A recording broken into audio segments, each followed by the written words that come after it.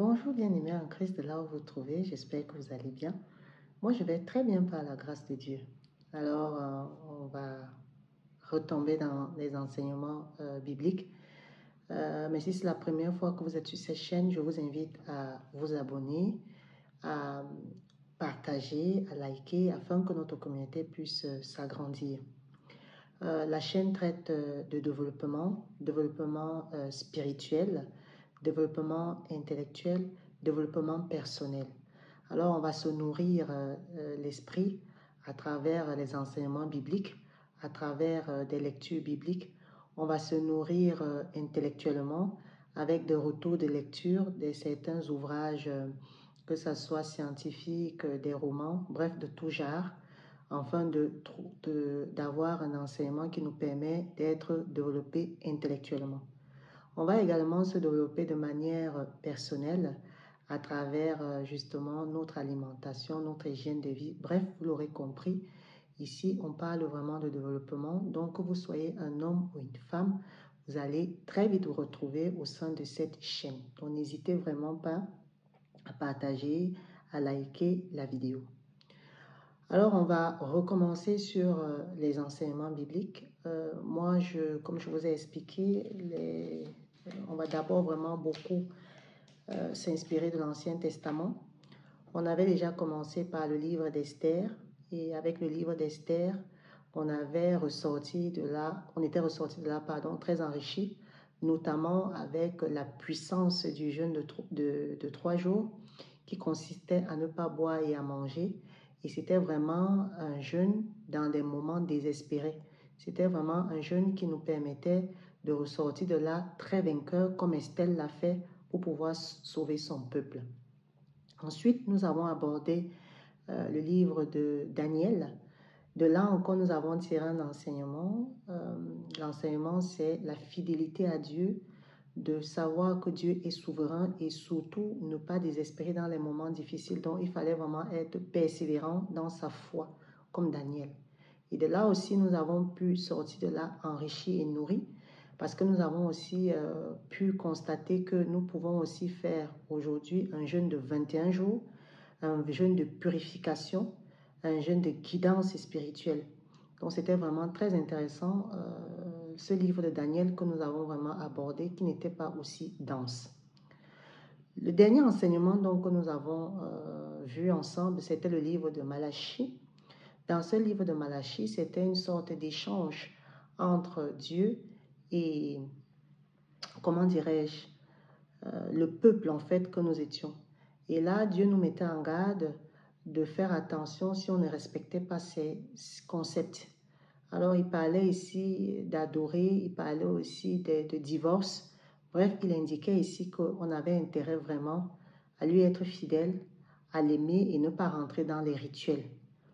Donc, aujourd'hui, nous allons continuer dans cette ligne. On va encore aborder un autre livre. Je sais que ce n'est pas un livre populaire. On va parler aujourd'hui du livre d'Agée. Oui, c'est le livre d'Agée qui est de l'Ancien Testament. Alors, restez scotchés, nous allons parler de ce livre.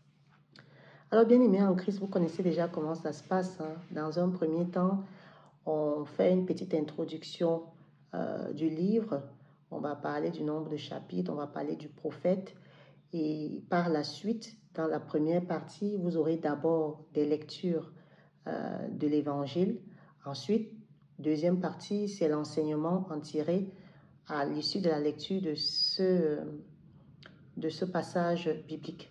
C'est-à-dire comment nous pouvons appliquer ça aujourd'hui dans nos vies. Alors, comme je disais en introduction, on va parler donc du livre Agée.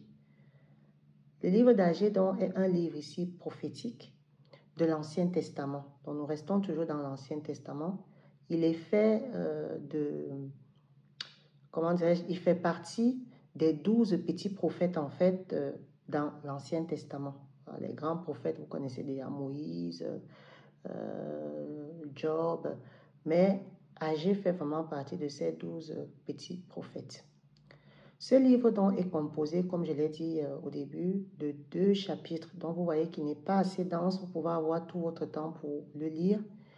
Et ces 2 chapitres donc vont donc porter le nom du prophète Agée, qui a vécu donc après le retour exilé juif de Babylone à Jérusalem vers 520 ans avant Jésus-Christ. Donc, c'est aussi un prophète. On ne va pas faire l'histoire ici. Je vous invite à aller sur Internet pour savoir un peu son parcours. Mais ce qu'il faut retenir, c'est que c'est un prophète qui vraiment aussi fait partie de toutes ces personnes-là, comme les Malachis, qui ont été déportés pour aller à Babylone.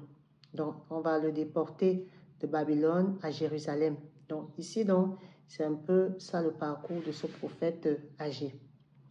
Le livre d'Agé ici va donc être centré ici sur l'encouragement dans la reconstruction donc, du temple juif qui a donc été détruit lors de l'exil de ce peuple-là. Donc, quand ils vont revenir, il y aura des temples détruits. Et là, donc, ce livre va d'abord commencer par exhorter vraiment le peuple à la reconstruction de ce temple de Jérusalem. Agé, donc, qui est un prophète, va donc encourager le peuple à donner vraiment donc une priorité dans la reconstruction de la maison de Dieu. Et il va dire au peuple ici de mettre ça comme une priorité plutôt que de servir leurs propres intérêts. Et ici, dans la lecture que vous allez voir par la suite, vous allez voir ici donc il va souligner ici un lien qui aura entre la négligence spirituelle et les difficultés que vont rencontrer le peuple. Donc, si vous négligez Dieu, cela va impacter votre vie. De manière générale, c'est ce que ça veut dire.